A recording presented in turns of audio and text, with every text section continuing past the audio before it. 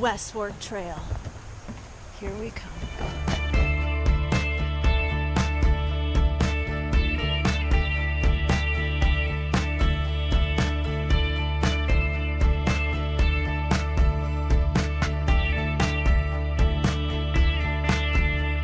No wonder why you said goodbye in such a rush.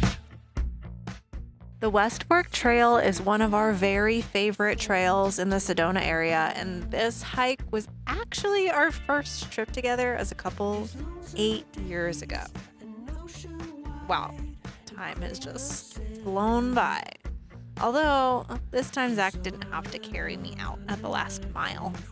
Trail markers claim that this trail is 3.3 miles in, but every single time my technology has come back with closer to 4 miles in, making it more like 7 to 8 miles round trip. I love this trail because of all of the creek crossings and seeing so many breathtaking views along the way. So I hope you enjoy the views as much as we do. I've even come during the fall, and to see the colors change here is otherworldly. I do recommend that if you ever decide to visit, to be prepared, because this is a very popular hiking trail with limited parking spots. So we decided to visit on a Thursday, and there was no wait to get in. This is one of the few places in Sedona that our annual National Park Pass doesn't cover the fees, but let me tell you, it is worth it. As always, when visiting hiking trails, make sure that you pack it in and pack it out. Do not leave a trace. Always leave nature cleaner than when you arrived.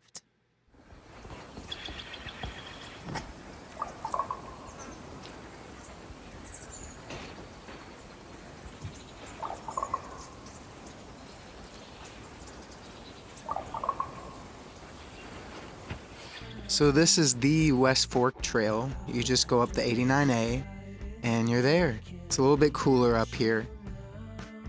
I really enjoyed being here. It was a challenge at first for me because I had so much on my mind and I'm not sure why, but the great thing about this trail is that there's a lot of quiet and you get a lot of natural sounds, and in a way it's healing. And by the end of it all, I was feeling a little bit rejuvenated, like a weight was lifted off my back. Yeah, I think too what I noticed was what you find in the quiet spaces. And we have had many quiet spaces while we've been here. Let's just give a moment Thanks to for hanging this out with us. crow here. We're letting us hang out with you.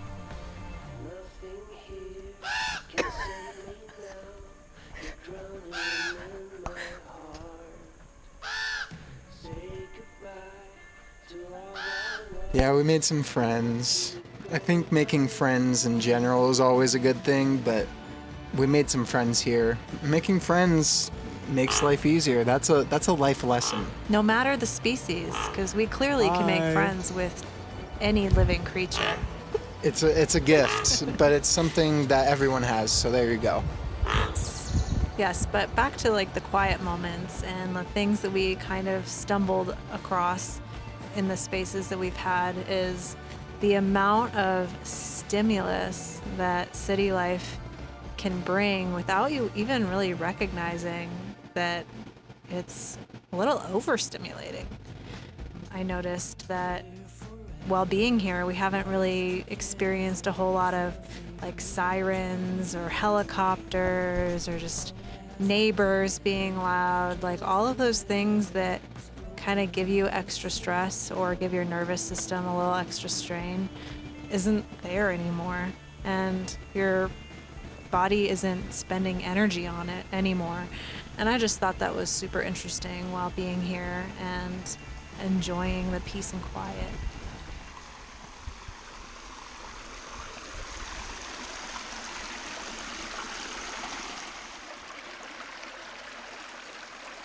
There's so much going on in the city, and from my experience driving every day in the traffic, going to the gym and being around people and going to the store and just having to be so many places. I already have a very occupied mind, too occupied, and all the things that happen in my day-to-day life, you can only filter so much. So there's probably a lot that I had to compartmentalize in my mind that I'm just now starting to kind of sort through. Even though I made efforts before we embraced this new lifestyle, it's a little bit more of a challenge with all the stimuli. Now, when we got to the end of our route and we were getting ready to turn around, you told me that you had a prayer rock. And I'm like, oh, that's a thing. I didn't know that was a thing. And you said... I said it's my thing. I just made it up just now. And I thought that was so cool. So I figured I should do that too. That's what I did to help ground myself for the rest of this hike. While I was hiking in, all I could think about was that everything that I need, I already have. And to just recognize that everything that is meant to happen will happen, and I don't need to force things. And so that was my mantra for the entire hike, and it really helped clear my mind of just all of the worries that started to bog down my mind, of expenses that come up and things that are just completely out of my control. So it really helped me ground myself. One of the challenges I face after leaving or having a lifestyle transition has been identity a little bit, because there is a big learning curve with an RV life. There is a big learning curve with moving somewhere new and creating a vision for what's in the future, and traveling and getting a new job and ways to make money, which is also another stimulus that is always on your mind, and the roles you play in your job. You know, with my prayer rock, I assured myself that I am good enough and I will figure it out and it is going to be okay. And this is very good for me, and this is very good for anybody, because we get so tethered up into everything that we're doing that we kind of start to lose track of ourselves. And that's one thing, you know, I constantly try to remind myself to avoid. And maybe that's not the best way to do it, but, you know. Yeah. Thank you for coming on this hike with us. If you liked the video, please like and subscribe, and we'll see you next week. Please like and subscribe. Thank you for being here. Bye. Peace. Frodo, are you in there? Are you stuck, Frodo?